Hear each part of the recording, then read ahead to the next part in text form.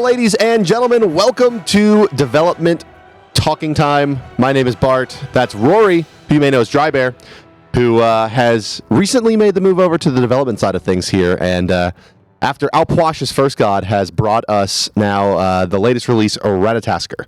That's right, the squirrel. The squirrel, the nut protector, if you will. That's right. You got to protect your nuts.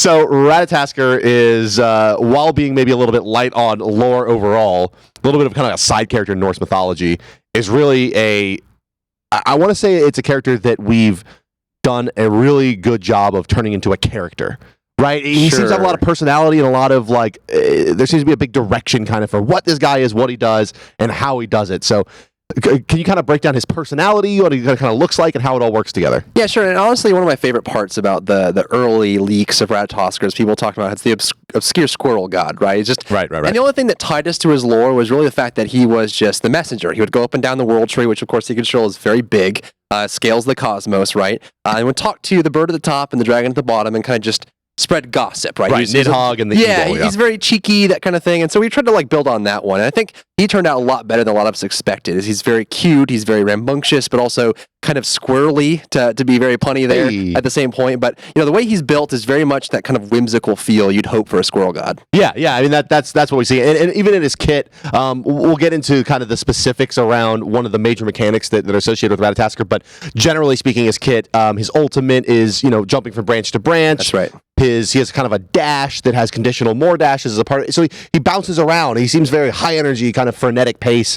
And even like one of the things that I see that I think is really neat is like once you're in combat, kind of what the treatment is for that. Right. Yeah, there's a lot of challenges we had, obviously, with small characters, making sure they feel the range of their melee and making sure they actually make sense that they're there in the battle and they feel like they're strong and magical enough to be there. But also, stuff like buff belts and really things like a lot of challenges we found. Yeah, I guess so the small. red buff is the size of the character. That's right. Basically. It's like orbited him. He just turns into Saturn. He just got this giant ring. But it's almost comical to the point which is adorable, right? Because he's so small. We had a lot of challenges we had to overcome. But also because he's actually, one of our very, very few non-humanoid characters that we had a lot of fun in how he moves and how he interacts. And also we got a lot of squirrely things when he flips around and spins and jumps around. Yeah. He's a very fast character, and a lot of that came through in his gameplay. Yeah, I think so as well. So I kind of hinted at it earlier, but a big portion of what the design is for this god and ultimately the gameplay is this nut mechanic. He has a magical nut that's part of one of his abilities, and it augments his abilities, I should say, and he can purchase this item that's a unique item for him anywhere on the map, and it will augment his abilities through two kind of major splits. So can you break that down a little bit, and if you can, give us some insight into where that idea is synthesized from and how it kind of, its journey, I guess, to making it into the game? Yeah, he was actually probably, so far, at least this year, the most complicated character we've had to do. I mean, the breadth of what you really have to accomplish there, the amount of effects and creations you have to do with him. But really, it's, kind of finding what really meant the most in that augmentation, right? Being able to create things that mattered and things that were able to kind of like change his gameplay in a fun way, but also feel like it was different, right? So he spawns with this base acorn that gives him a little bit of power, kind of like this thing that's locked in his inventory. And they start making choices. And really, towards the whole course of the game, you're augmenting two abilities. And you have to choose how those get augmented and really which ones are augmented. And it changes your playstyle pretty drastically with which one you go with. So these are things like bonus damage. That's right. Kind of heal on hit. What else can we expect to see out of this? Your dash. He has a dash. Your dash will do lightning bolts that proc on hit effects like crits. It will just shoot people.